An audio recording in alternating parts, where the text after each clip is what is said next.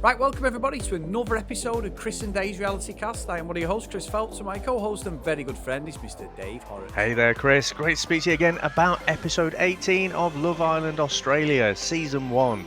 Now, a little bit of a come down today from the last couple of episodes, so where do you want to start?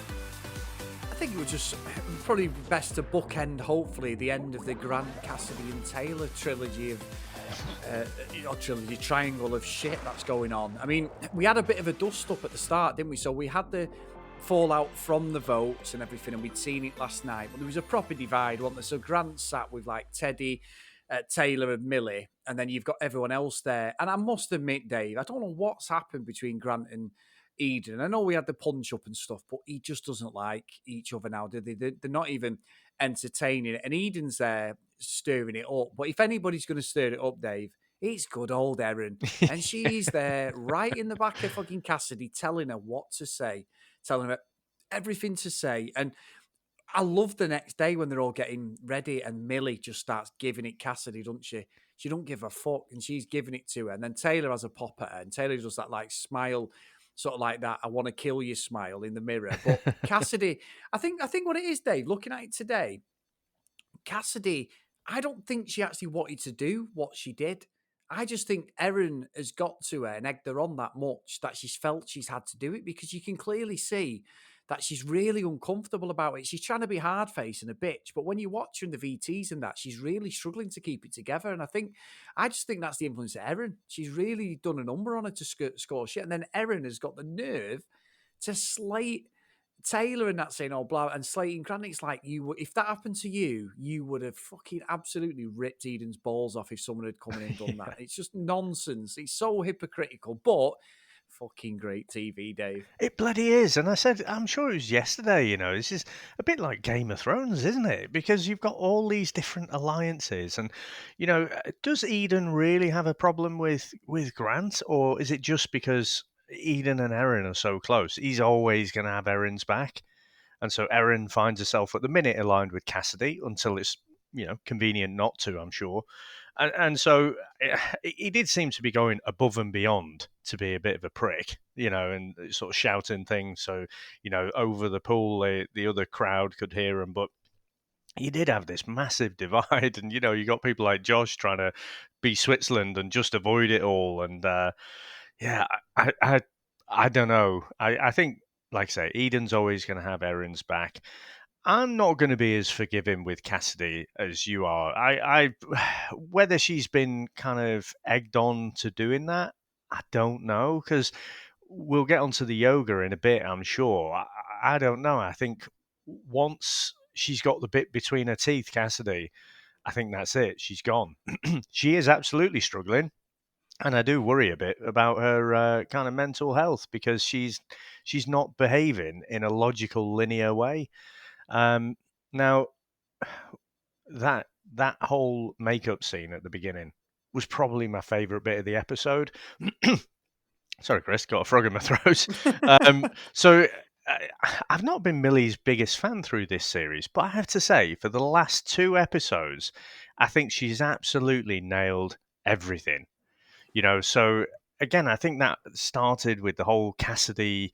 Cassidy was saying, "Oh, can you move out of the way?" or something like that. I said, "Yeah, I will when I'm done." And then it all kind of ping pongs back and forth from there. But it always gets to a point in the conversation or heated debate where Cassidy's got nothing, and she's just like, "Oh, give it a break, give it a rest, or grow up, or something like that," because she's lost.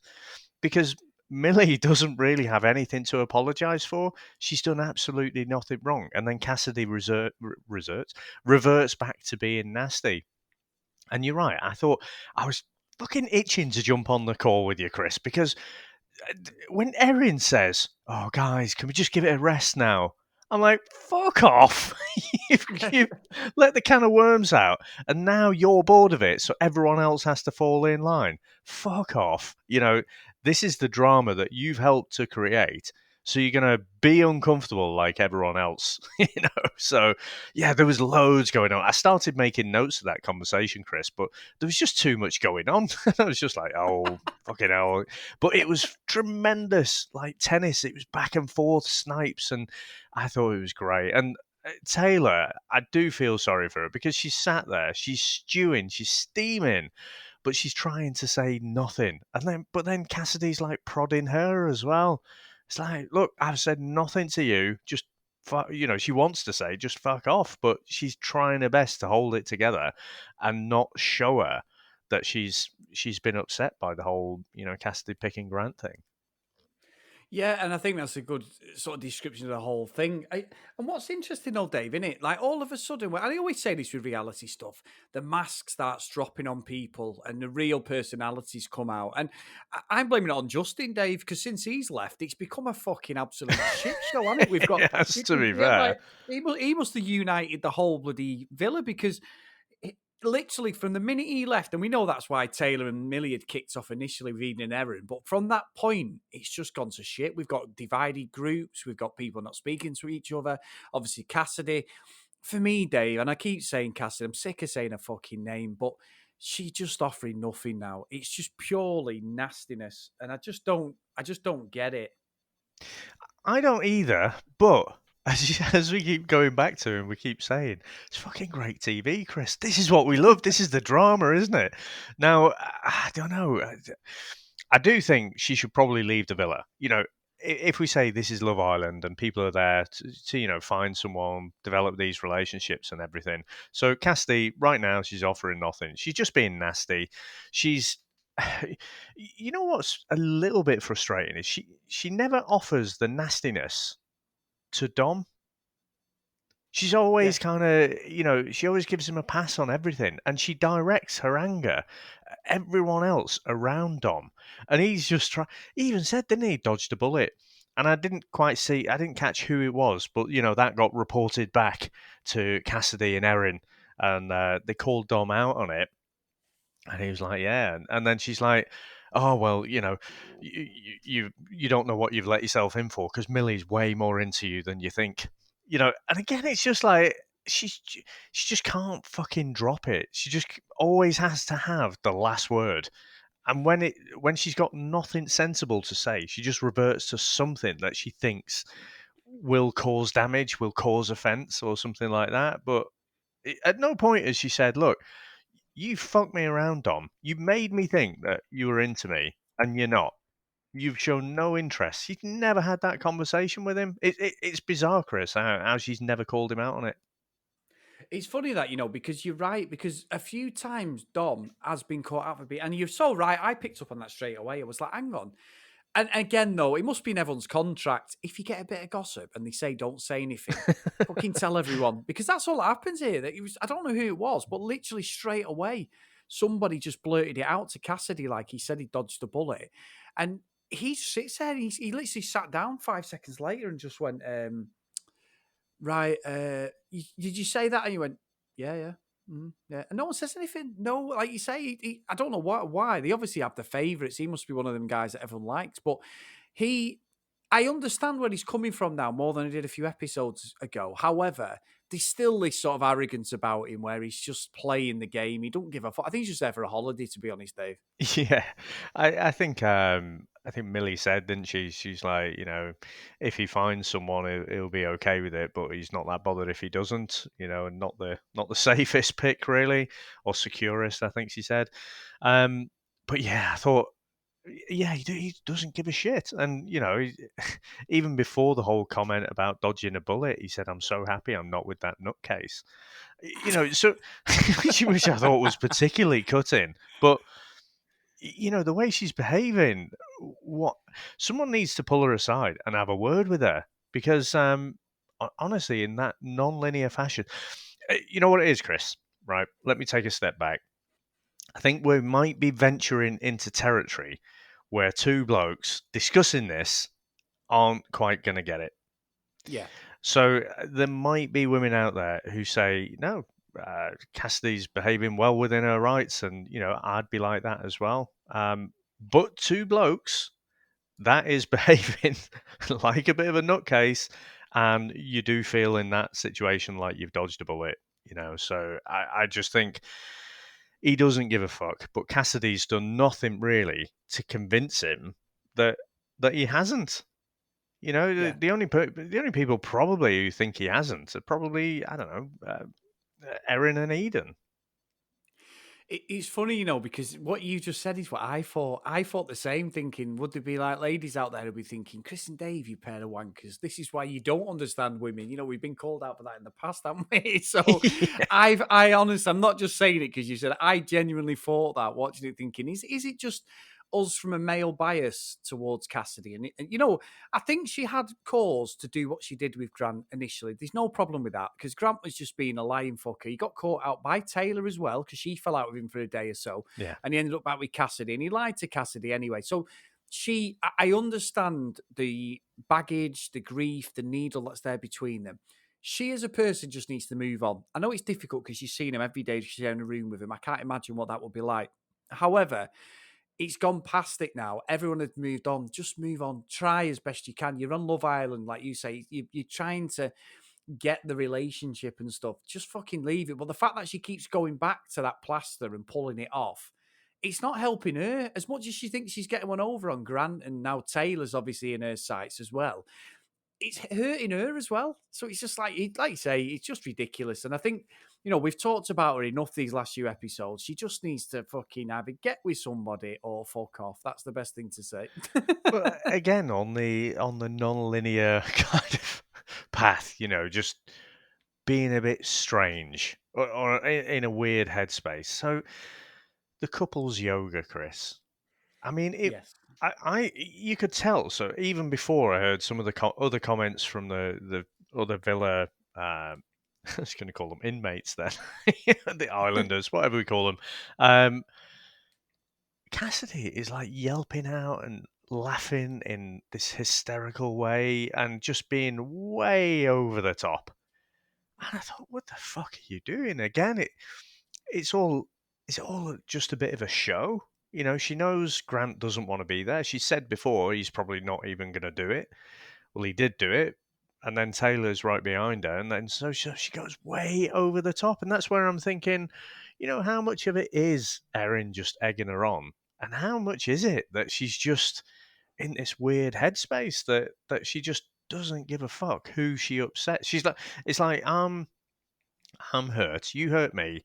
So all of my energy right now is going to do what I can to fuck you over because I want you to be as Yeah. miserable as I am.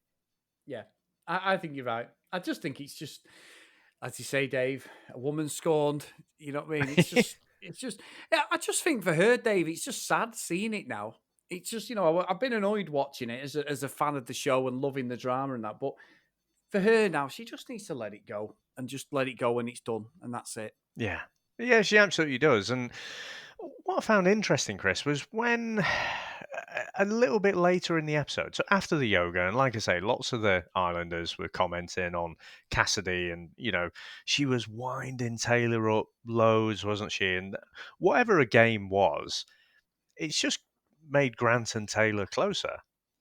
And I thought Grant did well. And again, since that first betrayal, and you could say, well, whatever he does after that, he's still a scumbag. But I think he's done all right. And the fact that he pulled Taylor aside, and reassured her and let her vent a bit, because she was absolutely steaming. She's trying to hold it together, wanting to punch Cassidy in the face, but she's doing it all in the diary room. She's not letting it be shown that how angry she is, or else, Cassidy and Erin have won then, haven't they? So Yeah. I thought they did quite well. They don't seem phased by sleeping in the daybed outside.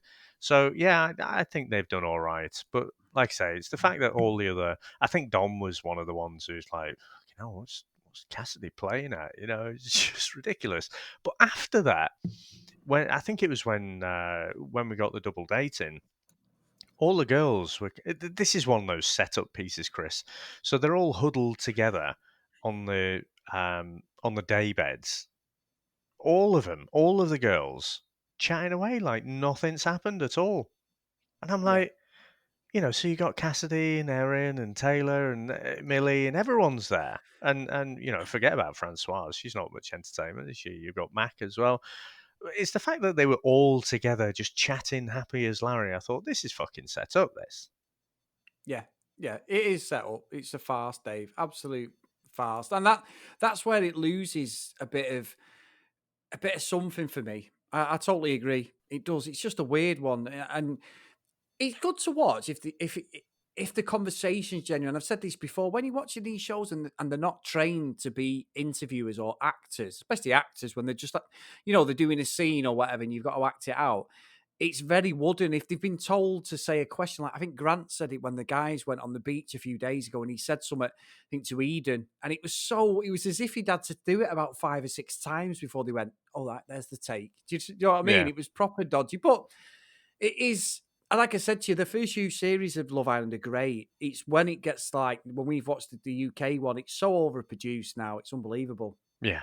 Yeah, I just thought it was, given what had happened just in the morning, you don't just fall into line that quickly, surely. I'm expecting those scabs are going to, keep getting picked off and we're going to keep coming back to that drama. But anyway, Chris, apart from Cassidy and that whole shitstorm around her, we actually got a couple of new girls in and they went off on a double date and Australia picked Jackson went into my Jackson. Sean Connery there. Jackson and Josh. What did you make of that whole double date there? I think it was all right. I mean, Jackson just looked like a biker. He was definitely going for the Jax Teller look again. Yeah. Do you know what I mean? He, But he knows how his, he knows what his best features are. And actually, Taylor was doing him a favor there. She was sort of helping him get ready and stuff. And, I think he did look better when he eventually went out. But yeah, it's clear, he's playing up the Sons of Anarchy thing. yeah, big time. I mean, I think Josh looked pretty sweet with Amelia, though. I think that looks like there could be something there. However, when Amelia got in the villa, she did say, "Oh, I like Josh. He's really cute.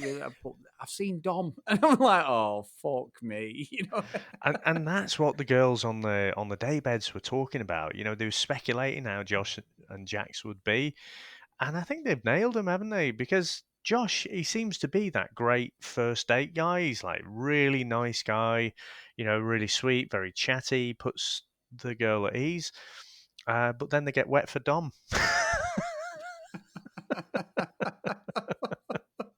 And he's like, "Oh, for fuck's sake!" So yeah, it was Amelia, wasn't it? And I think old Teddy is a bit sweet for Amelia as well. I thought it was an odd comment when they were doing a bit of truth or dare, and Josh and Amelia had a couple of kisses there, and Teddy said he found himself feeling jealous. Mm. Uh, I don't know about Teddy Dave. I mean, what do you think of him? He just seems a bit of a drip, doesn't he? Really? I mean, I, a little bit, yeah. he's a decent enough looking lad, isn't he? I thought Oh yeah, I at thought least he he's could not a do drop. with some Yeah, braces maybe, but I think, and I think. I didn't say that. Fuck off, Dave. Oh, come on. We're not that PC I'm now, not are we? saying a Surely word. I'm not saying a word. you're not disagreeing, though, are you? No. So, yeah, it's just not done anything, has he? Dom, even though he says he's got this Clint Eastwood sort of stoic look about him, but just because he's sort of a man mountain built like a brick shithouse, he's caused ripples in the villa, without having to say much.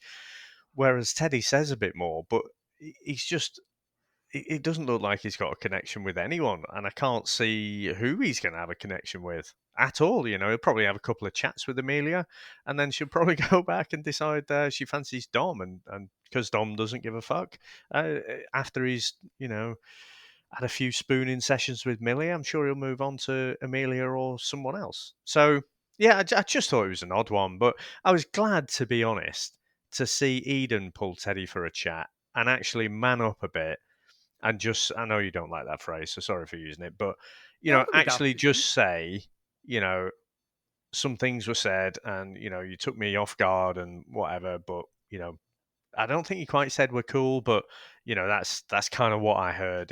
I thought it was good of him to actually do that, Eden. Yeah, I agree. I agree. And Dave, we all say things, don't we, in the heat of the moment. lose our temper. I've said, I'm fucking speaking to that wanker again. And then like 2 hours later, you're like, hey mate, you all right? Because it's heat of the moment stuff at the end of the day, isn't it? His ego was dented more than anything Yeah. else. And that's all it was. He just felt a bit vulnerable, probably for the first time since he's been in the Villa. And Dave, I'm saying he's a drip. He's just a nice guy, but I don't think he's going to create any waves. As far as I can see, he's not going to step on anyone's toes. So even though he did that at the start with Erin, that's probably going to be him. He's just going to sit there unless he gets with someone else. I'm just not sure, but I just can't see. He doesn't seem to have that upfront approach that's needed in Love Island. You mean he's not an arrogant prick? Yes, he's a nice guy. No, I completely agree. He does seem like a nice guy. I mean, he was creating waves, just in the swimming pool.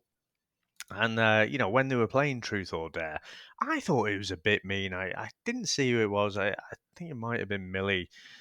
So they said, like, they dared Amelia to kiss Josh, and, they'd asked Shelby, would she hook up with Jackson? These are all fairly tame, fairly flirtatious things. And I thought it was a bit of a see you next Tuesday trick to say to the new guy, I dare you to jump in the pool with your clothes on. It's like, because he's the new guy. He does it, but I thought you wouldn't have asked Eden to do that, would you? No. And I think this is what I'm saying. He's such a nice guy, Dave. I think he's just trying to please everybody. Yeah. So I don't know. I thought I wouldn't call it bullying, but I just thought it was singling out the new guy and making him do something a bit more, and just daring someone to kiss someone else. It's fucking Love Island. That's a nice kind of dare, isn't it? Breaks down some walls, but just getting him to jump in the pool and ruining his night. It's gonna be fucking freezing and everything after. Yeah, I thought that was a bit mean. Yeah, it was, to be fair. So, Dave, we're going into episode 19 now. That hill we were climbing up, we are going down, my friend. It will soon be over. So, if you want to contact us, guys, at cdrealitycast on Twitter and Instagram. If you want to email us, cdrealitycast@gmail.com. So, Dave, great episode for today. We've got some really good analysis of what's going on. Let's hope there's some proper drama tomorrow. Cheers, Chris. Well, I'll see you tomorrow. Bye now.